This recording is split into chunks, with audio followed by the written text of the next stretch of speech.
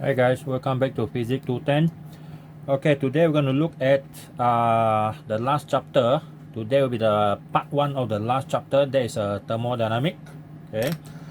Under this thermodynamic, we're going to give it part 1 and part 2. So this one will be for next week. And this week is week number 13. So we're going to look at thermal equilibrium, the zeroth law of thermodynamic, and the first law of thermodynamic.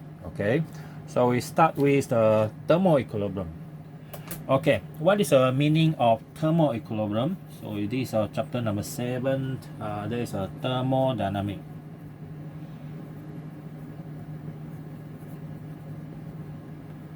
Okay, so thermodynamic, the first thing we need to know is the basic meaning of a few words. For example, the first one is the thermal equilibrium, and then after that we're going to look at the meaning of the internal energy. Okay, so first one is I will call this one 7.1 thermal equilibrium. Okay, so what's the meaning of thermal equilibrium? Now let's assume you have two objects in contact. Okay, in contact. Well, initially that two objects might have different temperature. Let's assume this is object A, this is B, and this one is at temperature TA, and this one is at temperature TB. Now let's assume both temperature are different. We can assume that TA is smaller than TB. That means TB is at higher temperature than A, or you can say the otherwise, temperature A is lower than temperature B. Okay, so this one is initial. Okay, initially. Okay, so initially mean they are just in contact. So we give it some time. So after that, finally, so that means that finally, after some time.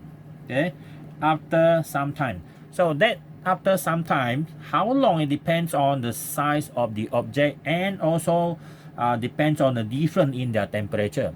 So if the object is small, that sometime maybe like a few seconds, and then if your object is big, for example the size of the house and so on, the size of the mountain or the planet, that one might be take millions of years. Okay, so finally what happened is that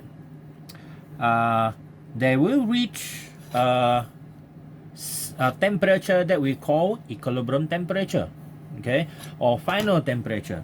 So this is the A and B. So finally they will reach a temperature which are the same. See, so TA prime, TB prime, where your TA prime is equal to TB prime, and normally we call this one the TF, the final temperature, or the equilibrium temperature. Okay, the equilibrium temperature. So you see, when two objects at different temperature, when they are in good thermal contact means they can touch each other perfectly.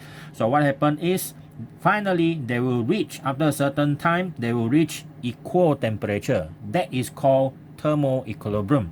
So the word thermal is temperature, equilibrium the same. Now, how does this happen? Okay, how does this happen? So as we know, when objects are in contact, when objects are in contact, there is a law called Prevost Theory. As a previous topic I already mentioned to you, Prevost Theory stated that, okay, any object above absolute 0 Kelvin will emit heat. Okay, will emit heat. It just depend on the wavelength of the heat. Okay, how much heat is it producing? In this case, the higher the temperature, the more heat it can emit. So in this case, the object B is going to emit more heat into A than the heat emitted into B. See or not? So the orange one is from A to B, the red one is from B to A. So since the temperature of B is higher than A, so more heat is transferred into that. So what we see here is, since more heat is transferred into A than from A into B, so finally the net heat transfer is in this direction. Okay, this is the net heat transfer. Okay, net heat transfer. So after a certain time, what happens is this: when heat flow into air, the temperature of A will increase, but at the same time, the temperature of B will decrease. So one going up, okay, one going up, another one coming down, and finally they are going to meet somewhere, okay, and that somewhere is the final temperature. Okay, so that means we can actually write something like this. We can write the relationship between the TA, TB, and TF. TA, of course, is the lowest, and then it is lower than the final temperature or the equilibrium temperature, and finally TB is higher. So that means your equilibrium temperature must be in between the initial temperature of A and also the temperature of the B. Okay, that is the limit. Alright, that's the limit. You cannot put two objects at this temperature together. Finally, your T equilibrium higher or lower than that. It doesn't follow the law of thermodynamics. Okay, so that is the meaning of thermal equilibrium. Okay, now the next one is I'm going to call it internal energy. Okay, internal energy.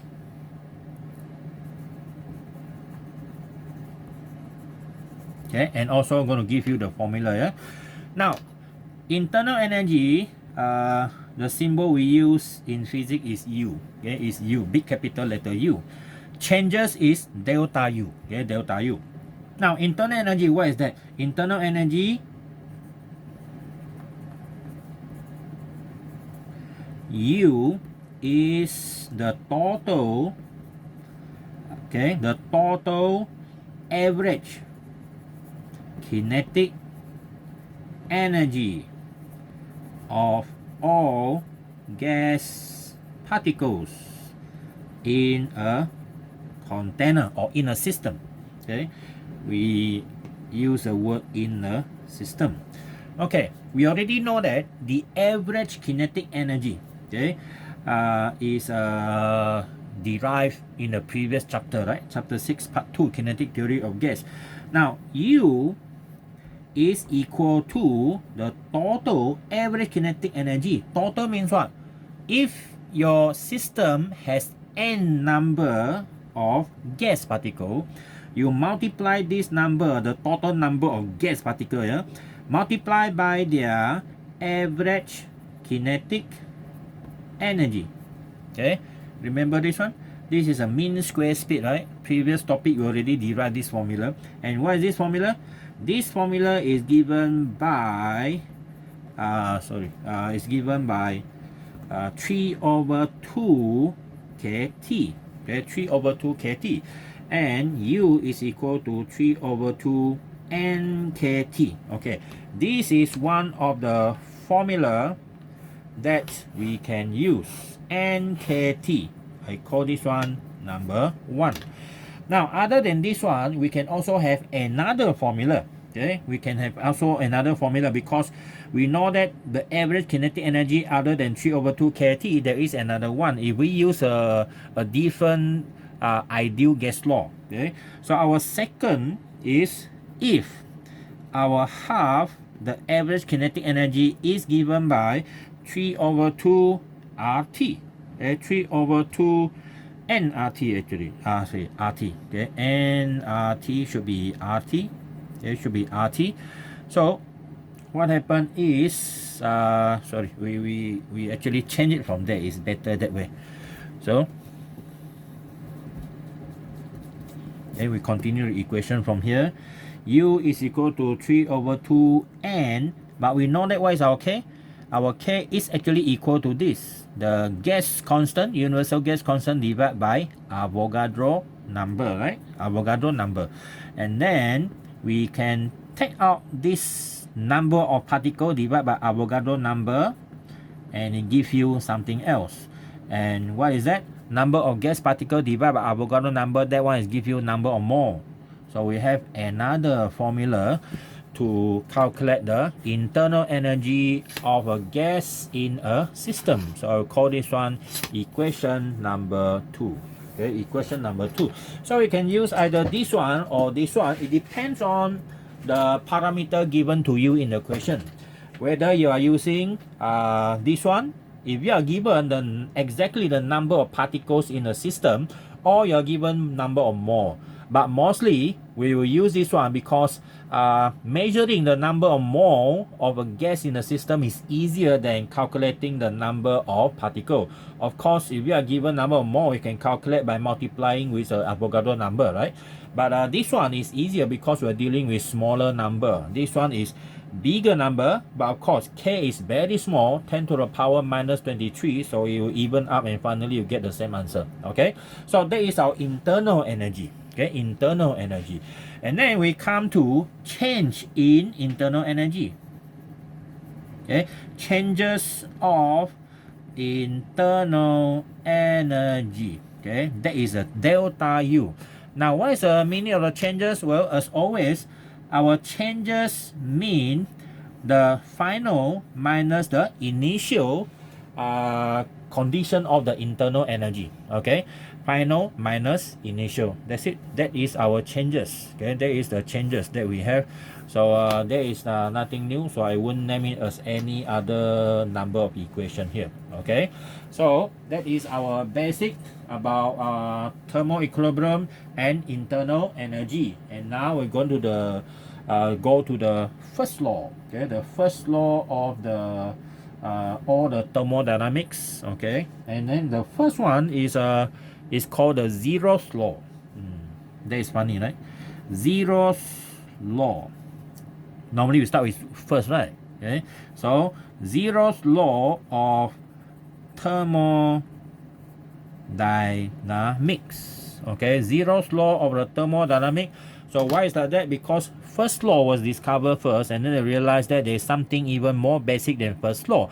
We should have this law. So since you cannot get any other number other than 1, so the go back to zeroth law. I believe this is one of the example of sequencing. Okay, example of sequencing.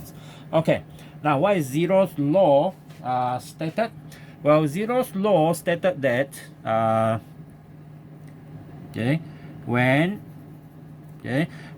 two objects are in thermal equilibrium, then the net heat transfer in any direction must be 0. When two objects are in thermal equilibrium, the net heat transfer in any direction must be 0. So like that case, what happened here is when they reach thermal equilibrium, the total amount of heat from A to B and from B to A are the same, so the net value is 0. So I think we should write it down here. So the net heat transfer, so normally we call the Q, is equal to 0. There is no flow of Q anymore. Okay, the heat is there, the changes of Q is equal to 0. Okay, all right, so that is the zeroth law. When do we use zeroth law actually? Well, it's just to confirm that two objects have the same temperature. For example, when you are measuring your temperature, not nowadays, a long time ago when you still use clinical thermometer, when a doctor need to examine your temperature, what happen is it will put that temperature in your mouth for quite a certain amount of time, right? Like about 60 seconds. 60 seconds. And then after that, you take out and then read the value. Why it need to take such a long time? Why not just put in your mouth and put it in after 2 seconds and take out? Well, you need the liquid inside the clinical thermometer to expand. That one takes time, and then you need for it to expand until it stop. Until it stop expanding, and that is the best temperature. So you need to wait about half a minute to 1 minute to get a very accurate temperature. Of course, now what you see is when you go to using MySejahtera, and then after that you need to scan your temperature, right? Those are what we call it is a pyrometer type, the one that sends your emission. Sends your emission from your body temperature through infrared radiation from your skin. Normally your forehead is the best place. that one is different. That one is only at the surface, okay? But sometimes when your surface temperature is a certain value, your internal, your core temperature might not be the same, okay? So for clinical purposes, sometimes to be more accurate, they'll need the thermometer type of temperature, which is actually much more efficient. Much more accurate and useful actually. Okay, so that is the two objects are in thermal equilibrium, you and the thermometer. Okay, so that is our zeroth law of thermodynamics. Well, we use it all the time without realizing that it is a law. Okay, it is a law. All right, next 7.2. So 7.2 is the first law of thermodynamics. Okay, first law of thermodynamics. Now, what is first law of thermodynamics? Well, I write here first law of thermodynamics. I use short form here. First law of thermodynamics states that the change, okay, the change in internal energy of a gas in a system, okay, is equal to the heat energy supplied to the system minus, okay, minus the work done by the system. Okay, minus the work done by the system. All right, so meaning that we're going to is actually the law of conservation of energy. Of course, when we say this, we're going to assume a lot of things. For example, the gas system does not move. It stay in the inertial frame, so that relative to the surrounding, it is not moving. And then it's not moving not only in two dimensions, but not going up and down, because when you go up and down, you will have changes in gravitational potential energy. And then when you move around two-dimensionally, what happens is there will have x and y direction that is going to give you kinetic energy. Okay, so it's going to make the system become much more complicated. Okay, so the formula will be delta U is equal to Q minus W.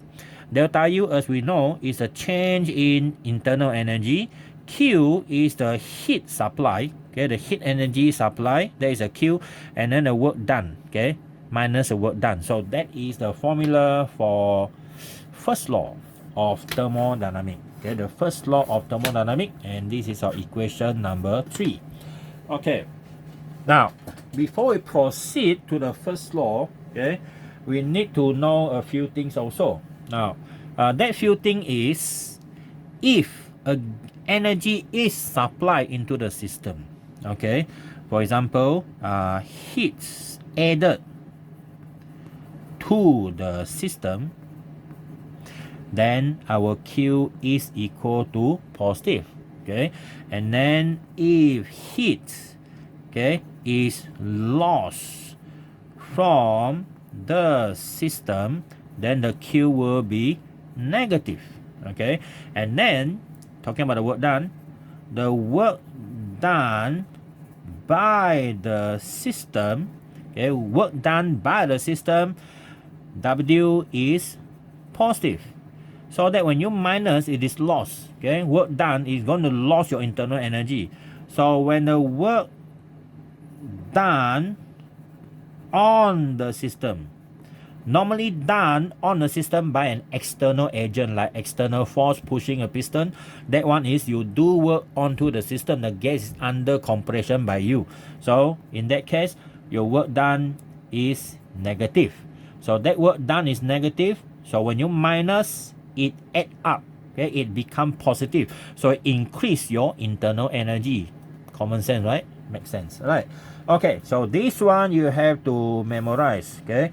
You only follow our rules, the one that we use here. Yeah? When you read some other books, they might have a different type of definition, especially that two. Then they might invert that one, but the formula looks actually the same.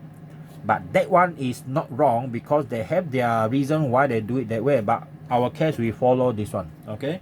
So the next thing is heat energy. We know simply add in or take out by heating up the system or cooling down the system.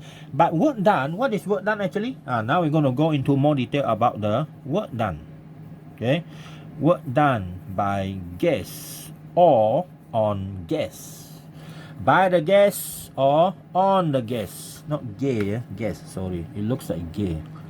I know what you're thinking. Okay, now work done by gas or on gas. Okay, on the gas. I think I better write down the full one. Okay, work done by the gas or on the gas. Okay, on the gas. That means either the gas is expanding or you are compressing the gas. Okay, there is two words that you can actually relate to these two processes. By the gas, this one normally refer to expansion. Okay, on the gas, this one normally refer to compression. The gas is under compression. Okay, so what happened here is, let's assume we have a cylinder. Okay, a cylinder that has a piston. Okay, that has a piston. Okay, the piston in the wrong side already. Okay, never mind. That is our piston. Okay, the piston here.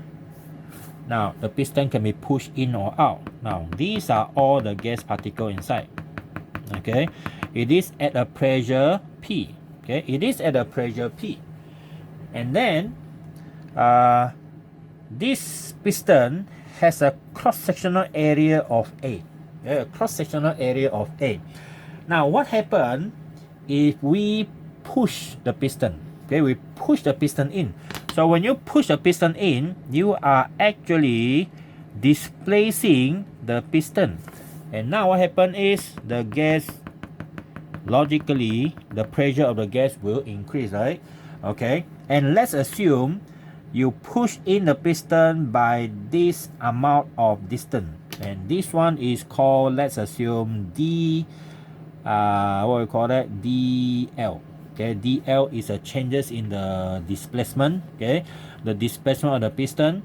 And now what happened is when you have dl multiplied by the A, cross-sectional area multiplied by the length or the displacement, you're going to get dV. Okay, so here we can have dV is actually equal to AdL. Okay, AdL. Okay, so now what is the work done actually? Okay, we look at when you are pushing the piston, you need to have force. Okay, you need to have force. So that force I will assume as F. Okay, so the work done, okay, work done is equal to the force multiply or dot dl. Okay, dot dl. But since the force and the dl are in the same direction, so they are considered as parallel because we know that these two things are vector. So we're going to have F dl, and this one is equal to what?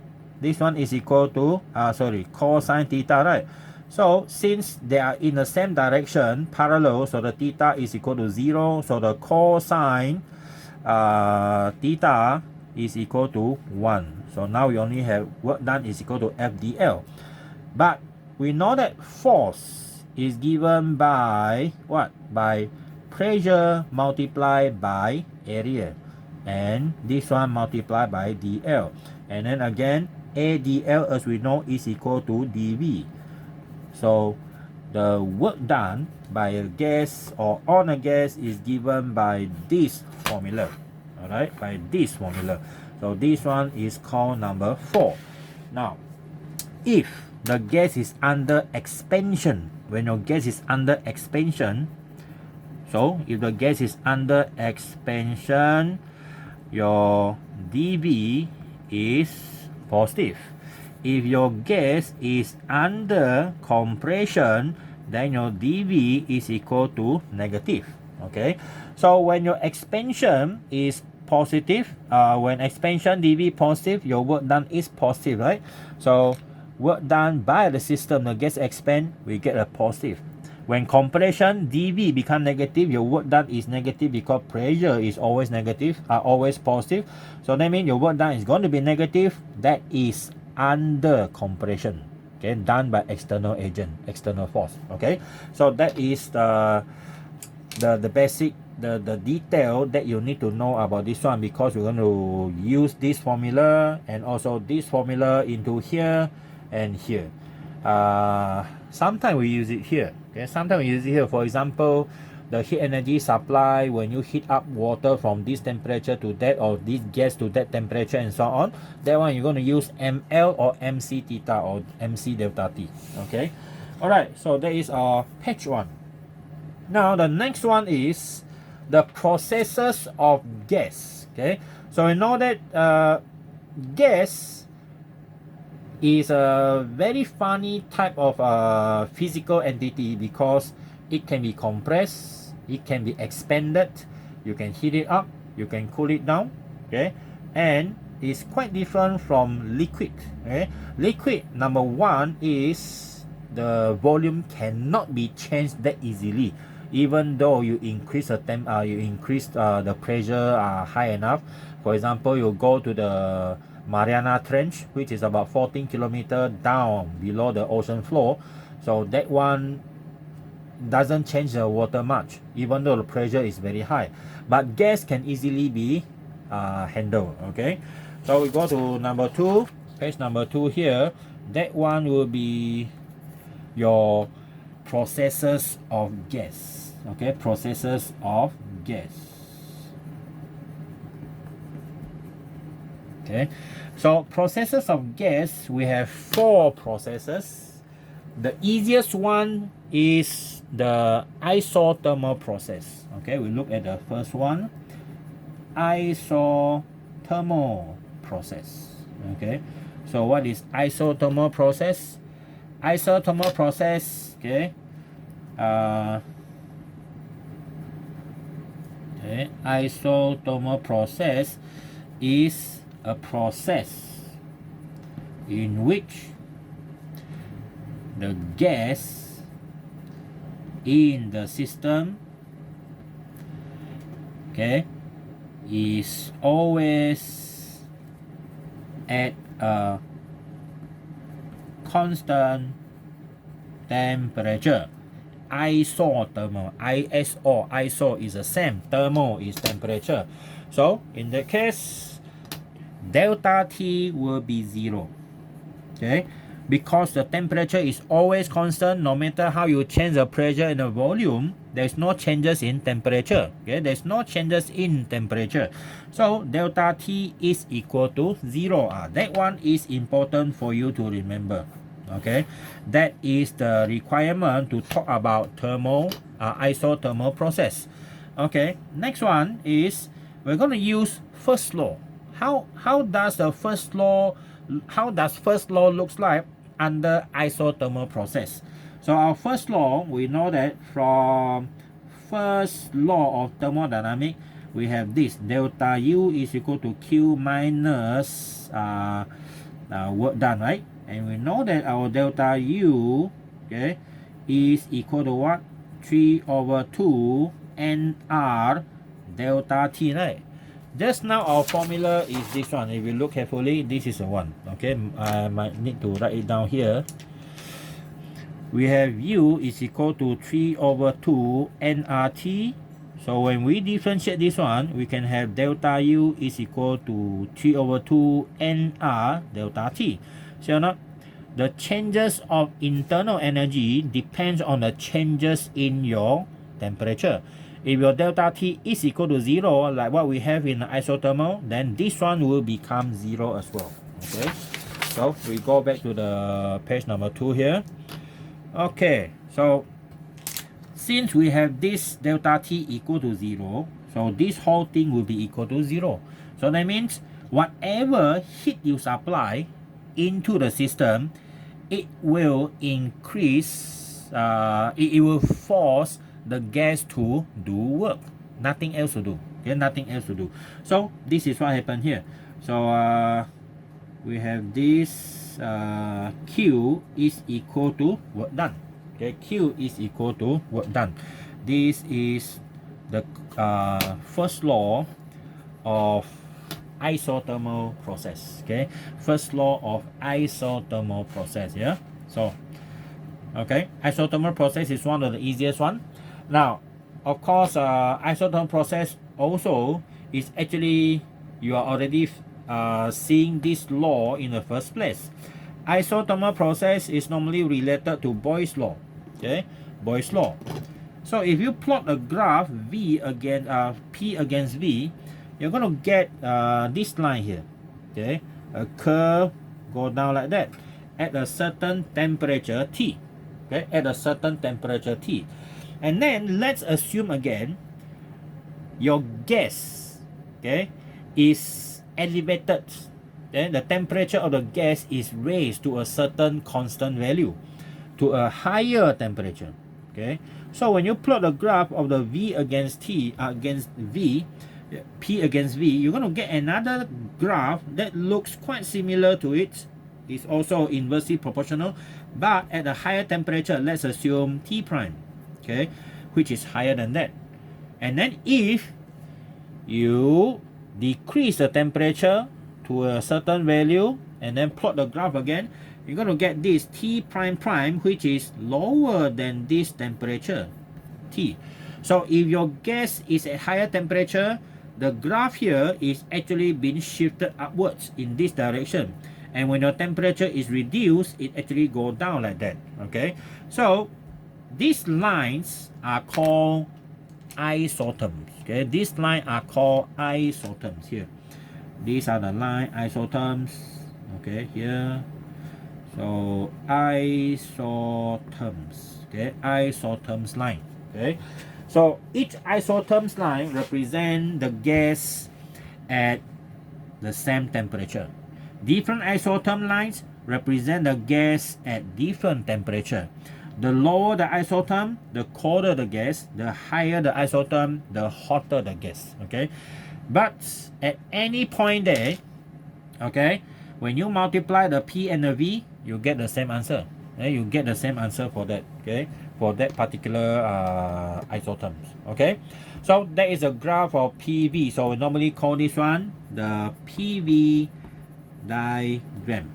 Remember previous chapter, we also look at the previous chapter under this PV diagram, right? Okay, PV diagram. So that is a isothermal process. Okay, isothermal process. Now another one is the next one.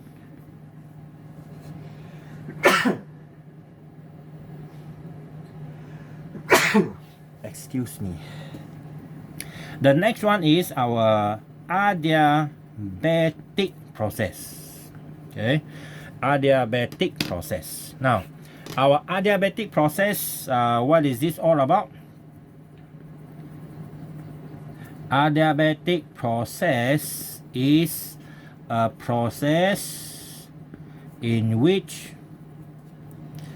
there is no heat flow in or out from the system. Okay, no heat enter or coming out from the system. All right, so that means Q is equal to 0. Okay, Q is equal to 0. So that is a condition here. You have to remember this. So the condition is Q equal to 0, no heat enter or no heat coming out, or we can say that no heat loss from the system.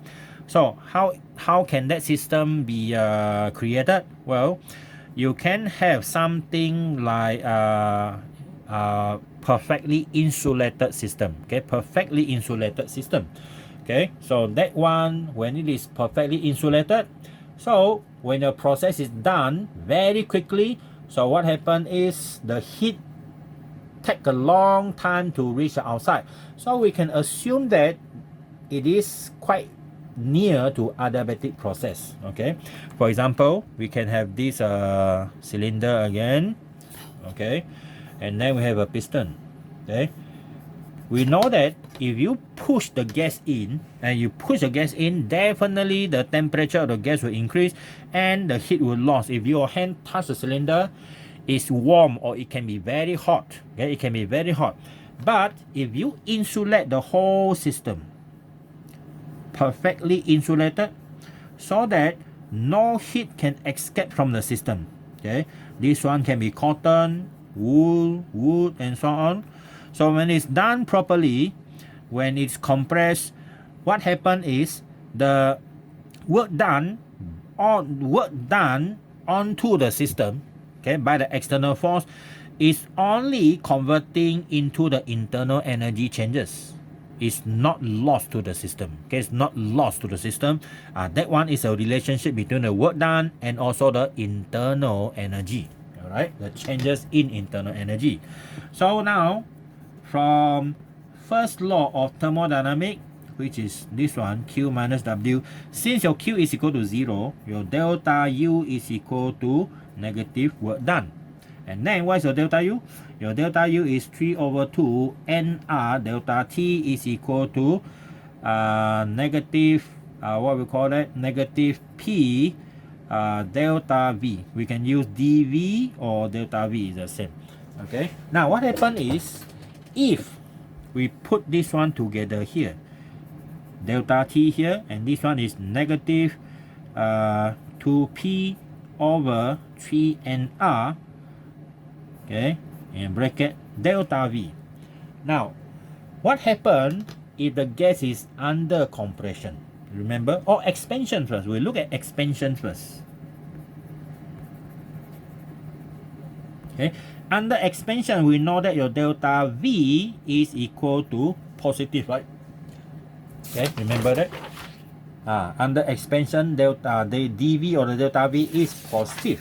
So when it is positive, okay, it gives you delta T is equal to negative, because these are all positive value, and this one, so you get a negative value, meaning that temperature will drop. That is what happens, temperature will drop. So if you can do this process very fast, when you do it very fast, you expand the gas by pulling the piston out, what happens is the gas expand under its own effort. Where does it get the energy from? It's going to get the energy from somewhere. The only way it can get the energy is by sacrificing its own internal energy. When you sacrifice your internal energy for that expansion, you cool down. Okay, you cool down. All right, the temperature will decrease. All right, so that's what happens. And then if it is under compression, when it is under compression, the delta V is negative because the volume becomes smaller. So this one negative and this negative, your temperature changes is going to be positive. So if you compress the gas fast enough, what happens is that the temperature definitely is going to increase. Now you might ask one question. Why when you pump the bicycle pump get hot only? Why not it stay at that temperature? Because when you expand the gas, it's supposed to be cooling. When you force the gas into the tire, it's supposed to be heated up, right? Well, bicycle pump, when you are actually transferring air from the atmosphere into the tire, okay, it's all the time under compression. When you pull the piston out, there is a valve open, allow the air to go in. Actually, the air was never expand. You always have air from atmosphere enter the system. So that one is a non-mass constant system. Okay, that is different from adiabatic. Okay, so that is a different story. Yeah. Okay, so that is our adiabatic process. Now, how does adiabatic graph looks like? Well, to know how does it looks like, we need to plot two graphs at the same time. One is for isothermal, another one is adiabatic. This is a P, this is a V. So we have this isothermal like this. Okay, so our adiabatic is going to be lower. It actually go down faster. Okay, it actually go down faster. So this is our adiabatic process. And that one is our isothermal process. Okay, isothermal process, right? So these are the two processes that you have to know how to differentiate. Okay, so that is the graph for adiabatic. Another one is the isothermal. Okay, all right. Next, we look at the third process. The third process is isobaric. Okay, isobaric process. Now, what is isobaric? From the word, maybe you can guess already. Iso, same, bar is pressure. Okay, isobaric means constant pressure. All right. So isobaric process is a process in which, okay, the pressure of the gas in the system maintain, okay, maintain constant. Okay, maintains constant.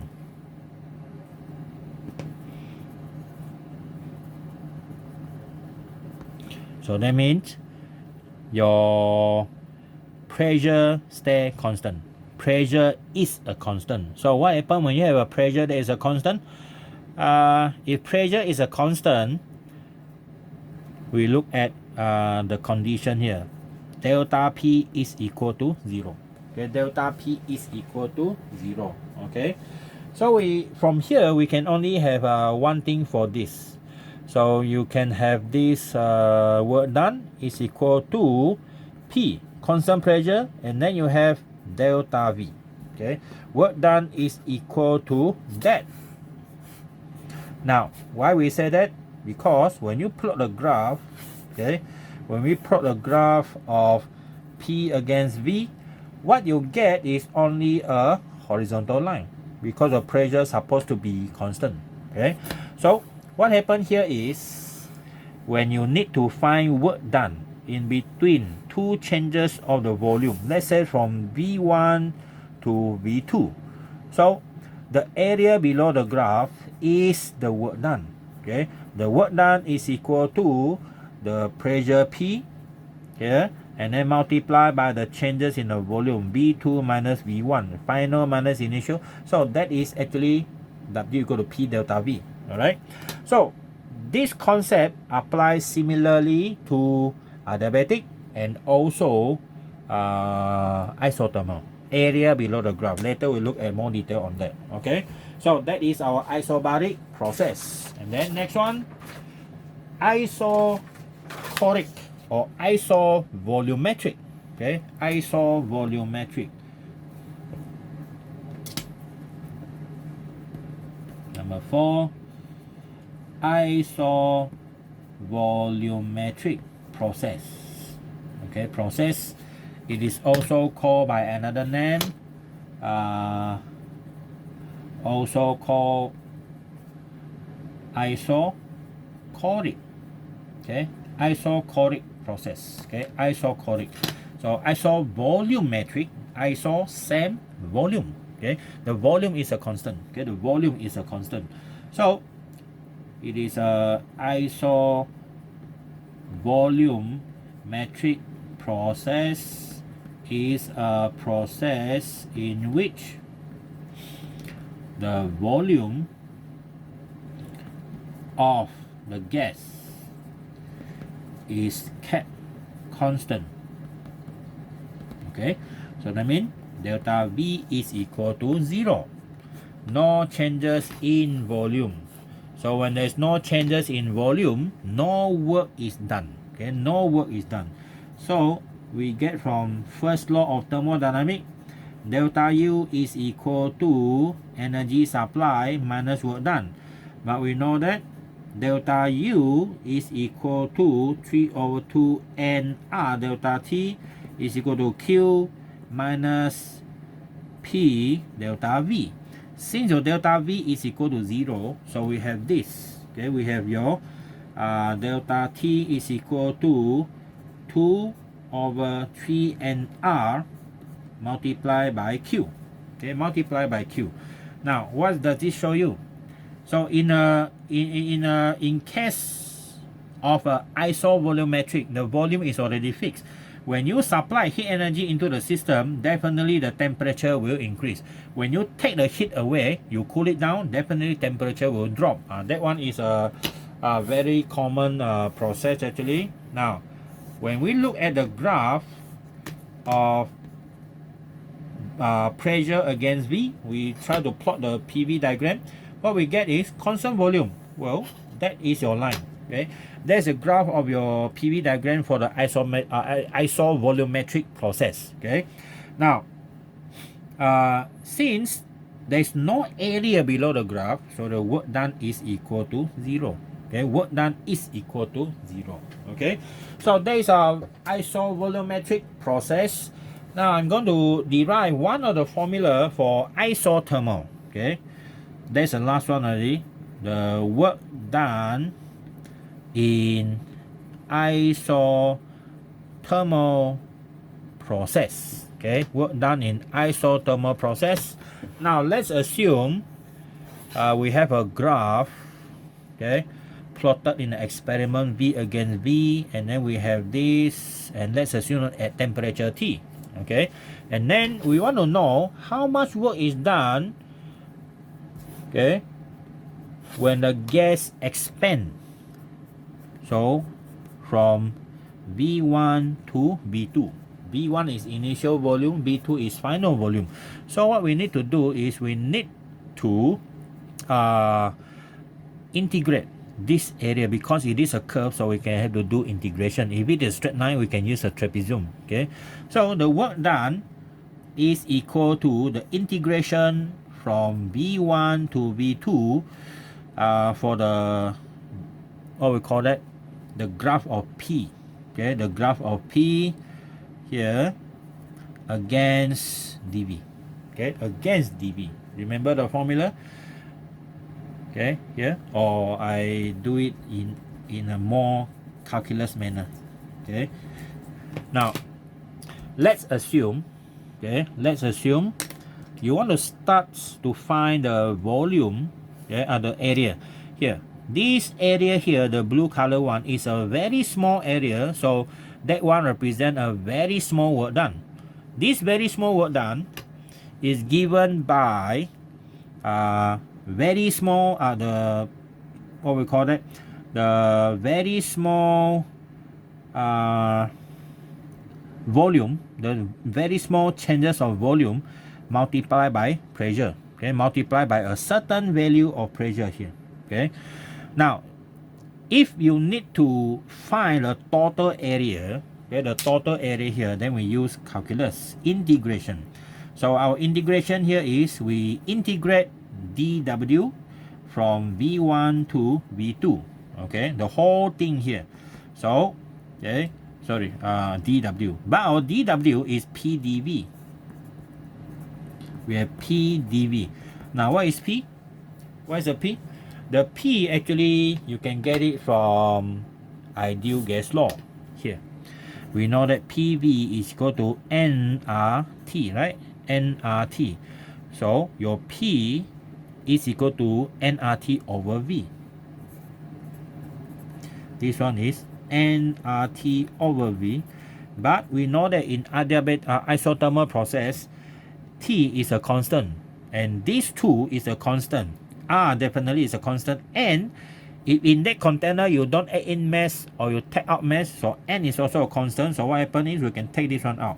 nRT, so we need only to integrate this one from V1 to V2. But according to your integration knowledge, okay, what do you get here? You're going to get ln V, right? Okay, you get ln V. So from here, we just put in that value V2 and V1 into it. So our work done by the gas is ln V2 minus ln V1. So when you have a logarithm like that and then you have a minus, it means only one thing, ln v2 over v1. Okay, ln v2 over v1. This is one example of the formula for I don't know which already, no need because you're not going to use this formula anyway. This one is just to show to you. Okay, so we can do the same thing for gas under adiabatic process, doing the same process, except under adiabatic process is not that simple. Okay, because everything changes. Remember, everything changes, right?